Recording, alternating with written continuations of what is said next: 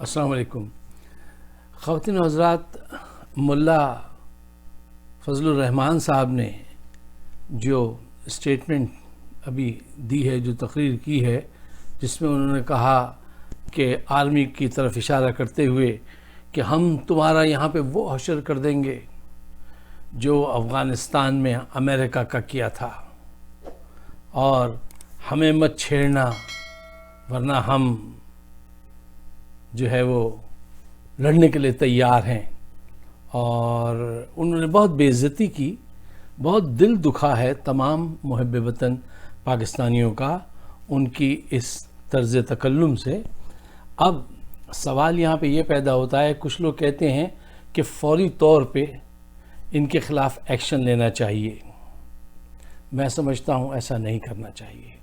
اس کی وجہ کیا ہے؟ دیکھیے، میں یہ نہیں چاہتا ہوں کہ ہم ریئیکٹ کریں، ہمیں ریسپونڈ کرنا چاہیے. ریئیکٹ کرنا اور ریسپونڈ کرنا دو مختلف چیزیں ہیں. جیسے آپ انسٹنٹلی فوراً ریئیکٹ کرتے ہیں نا کسی چیز پہ، تو آپ سے غلطی ہونے کا زیادہ چانسز ہوتے ہیں، احتمال زیادہ ہوتا ہے. اچھا، وہ فوری تو ہو جاتا ہے لیکن اس میں بہت ساری مسٹیک ہو جاتی ہیں. ریسپونڈ جب آپ کرتے ہیں کسی چیز کو، تو آپ بہت سوچ سمجھ کے، پلاننگ کر کے کہ آپ کا نشانہ بھی خطا نہ ہو، پھر آپ حملہ آور ہوتے ہیں. تو ہمیں ان کے ساتھ جو ہے اس وقت فوری ایکشن نہیں لینا چاہیے. کیوں؟ اس سے نقصان ہے.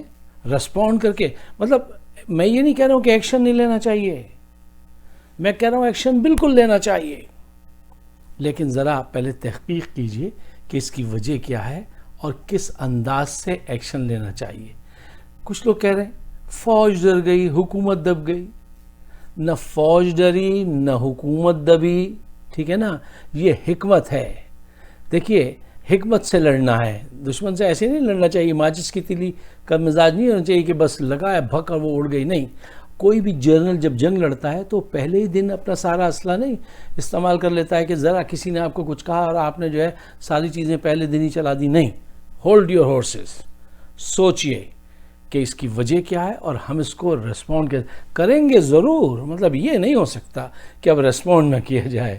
وہ یہ نہیں میں کہہ رہا ہوں. میں یہ کہہ رہا ہوں کہ اگر ان کا نمبر 3 پہ تھا، اگر ان کو آپ نے ہینگ کرنے والے 15 لوگوں کی لسٹ بنائی، ملا جی کا نمبر 3 پہ تھا، ان کا نمبر 3 سے ہٹا کے 7 پہ لے جائیے.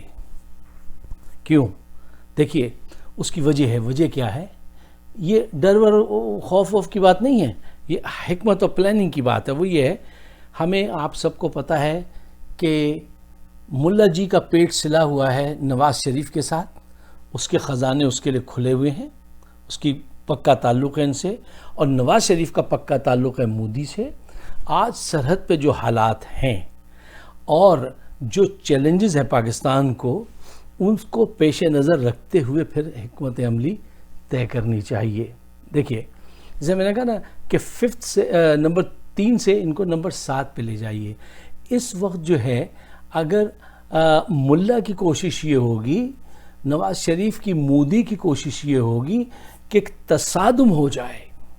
تصادم ہونا کوئی بڑی بات نہیں ہے. فوج کے پاس ایسی چیزیں ہیں کہ ماریں تو ان کو خبر نہ ہو کہ کہاں سے کس نے کیا کر دیا.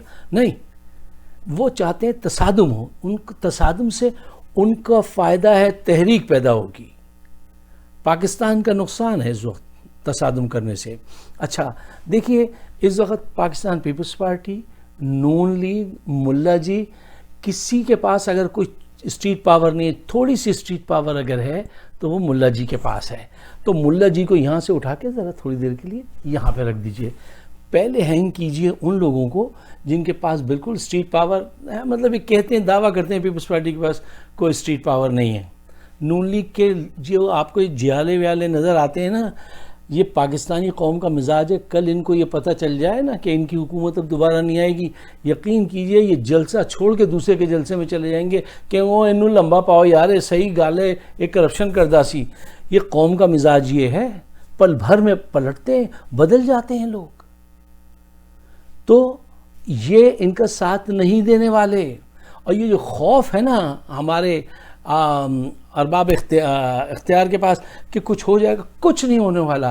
یہ پہلے بھی میں نے کہا تھا، یہ محبوب لیڈر نہیں ہیں، یہ مفرور لیڈر ہیں اور ان کے خلاف اتنے بڑے پیمانے پہ ہم ان کو ایکسپوز کر چکے ہیں، ان دونوں جماعتوں کو، ان کے لیڈروں کو، کہ ان کے خلاف اگر آپ ایکشن لیں تو یقین کیجئے جو مجبوراً ان کے ساتھ ہیں نا وہ بھی واپس آ جائیں گے، اور یہ قوم چڑھتے سورج کی پجاری پاکستانی قوم ہے، یہ ان کا ساتھ نہیں دے گی، آج تک نہیں دیا اسٹریٹ لیول پہ۔ یہ تو سب پیسہ لگاؤ، بریانی کی پلیٹ دو، پلاٹ دلواؤ، یہ کر دو، سب گھپلے بازی، وہ ایک خاص سرکل ہے جو ان کے ساتھ گھومتا ہے، ورنہ میجورٹی تو ایسی نہیں ہے۔ تو یہ اس بات کا بہت خیال رکھنا چاہیے۔ اچھا، ان دا مین ٹائم کرنا یہ چاہیے کہ ملا جی کو ایکسپوز کریں۔ ملا جی کا نمبر 3 سے کہاں چلا گیا، 7-8 پہ چلا جائے، ٹھیک ہے۔ اس دوران میں ٹی وی شوز ہوں، موٹیویشنل اسپیکر بات کریں، آفتاب اقبال سے کہیں، ایک اور صاحب ہیں بہت اچھے اسپیکر ہیں پاکستان میں جو موٹیویشنل اسپیکر ہیں، ان سے کہیں دیکھو یار وقت آ پڑا ہے ملک پر، ایسے ایسے بدمعاش ہیں جو اتنی گندی گندی باتیں فوج کو کہہ رہے ہیں اور ہم کو کہہ رہے ہیں اور پورے ملک کو ہندو کے ساتھ مل کے لوٹنا چاہتے ہیں، یہ اسٹریٹجی پہ کام کرنا چاہتے ہیں، را کی، مودی کی، ان کا دماغ اور ان کے خیالات ان سے ملتے ہیں، ہم سے نہیں ملتے۔ تو ان کو راہ راست پہ لانا ہے، پاکستان کو ڈیفینڈ کرنا ہے، یا ذرا اس پہ ساتھ دو، آؤ بات کرو، ان کو ایکسپوز کریں، ڈیبیٹس کریں، ان کی جو لوگ ہیں جو ان کے قریب کے لوگ ہیں ان کو بلائیں، اور بلانے کے بعد ان سے کہیں کہ دیکھیے یہ پروفز ہیں۔ اچھا، کوئی بھی پروف غلط نہیں ہونا چاہیے، جھوٹا نہیں ہونا چاہیے، بالکل پکا پروف ہونا چاہیے کہ انہوں نے یہ جائیدادیں بنائی ہیں، اور آج ان سے کہا جا رہا ہے کہ تم جو ہے وہ حساب کتاب دے دو ان جائیدادوں کا، تو یہ وہ دینے کے لیے تیار نہیں ہیں۔ ایکسکیوز می، 1 منٹ کے لیے میں اپنا، کچھ لوگ مجھ سے پوچھتے ہیں آپ سامنے کیا دیکھتے ہیں، میں نے پوائنٹس لگا رکھے ہوتے ہیں، میں وہ دیکھتا ہوں۔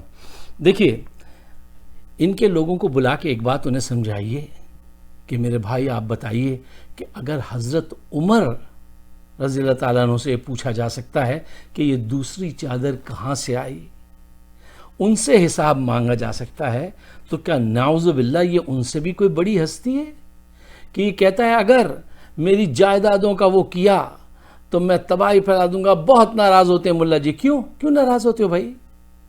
جاؤ، پچھلی اپنی ویڈیو میں بھی میں نے ان سے کہا تھا کہ جا کے اگر تمہارے خلاف جھوٹی بات ہو رہی ہے تو جا کے ہر جانے کا دعویٰ کرو حکومت پر، 50 ارب روپے کا کہ تم نے میری وہ جو ہے وہ خراب کر دی امیج عوام میں، ٹھیک ہے نا، جتنے کا بھی تم 50 ارب تو یہ ورت نہیں کرتے، لیکن جتنے کا بھی ہو، جو بھی آپ مناسب سمجھتے ہیں وہ کیجئے۔ دیکھیے ابھی عمران خان نے کیا کیا کہ وہ حنیف عباسی صاحب نے جھوٹ بولا تھا، ان کے امیج کو خراب کرنا چاہا تھا شوکت خانم ہاسپٹل کے، کورٹ میں انہوں نے ثبوت دیے کہ اس شخص نے یہ کیا اور یہ ایسے ایسے غلط تھا۔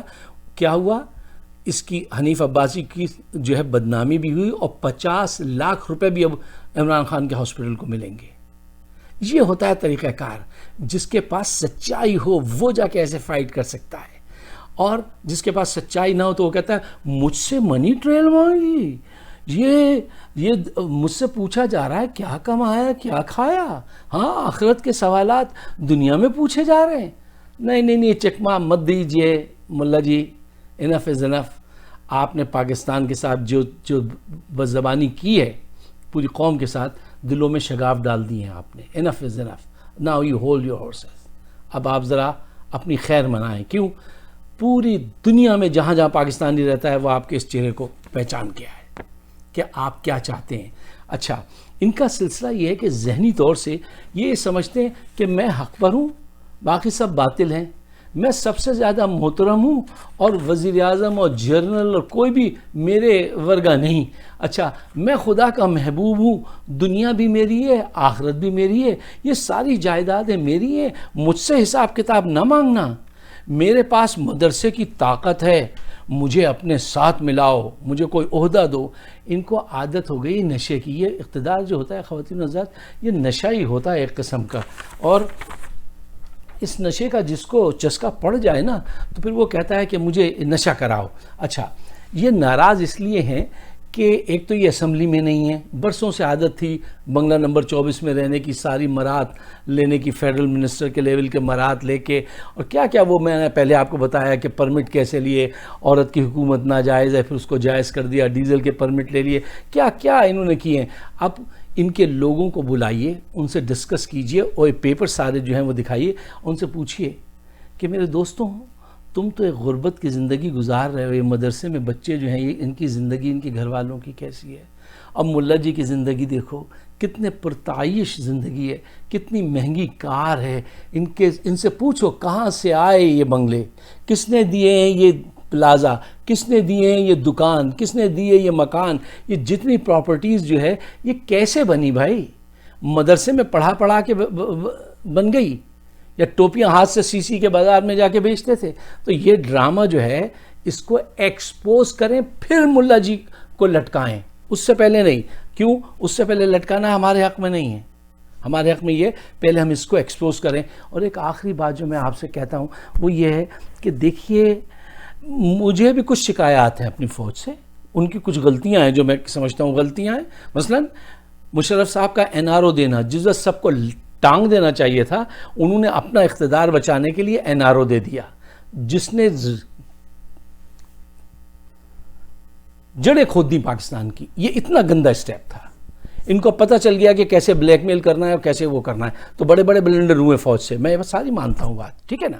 لیکن آج بھی پاکستان کے لیے اگر فرنٹ لائن پہ جا کے کوئی گولی کھاتا ہے نا، تو وہ تصویریں میں دیکھتا ہوں جس کے سینے پہ جا کے گولی لگتی ہے، اور جس کے گھر میں صرف اس کی وردی پہنچا دی جاتی ہے، اور اس کی ماں پھر بھی فخر سے کہتی ہے کہ میرے 2 پتر اور ہوتے تو میں ان کو بھی قربان کر دیتی پاکستان پر۔ یہ فوج کے لوگ ہی کرتے ہیں، دشمن سے لڑیں، سعودی عرب کا پریشر سہیں، ٹھیک ہے نا، بھارت کو ٹھیک کریں، ٹرکی سے بات کریں، چائنا کے ساتھ کیا مذاکرات کریں، امریکہ کا پریشر سہیں، ساری دنیا کے وہ پریشر۔ ایک آدمی اس عمر میں اتنا بھاگتا ہے، وہ جس کا نام جنرل باجوہ ہے، کہ میں نے آج تک نہیں دیکھا کسی آدمی کو اتنا بھاگتا، حتیٰ کہ بارش ہو گئی نالے بھی ان کے صاف کرائیں، ان کو پیسے دیں، ان کو وہ کریں، ایک مطلب کتنی سروسز ہیں۔ اور اس کے خلاف پروپیگنڈا بھٹو صاحب نے، بھٹو فوج کی گود میں بیٹھ کے پلے، وہاں سے آئے سیاست میں،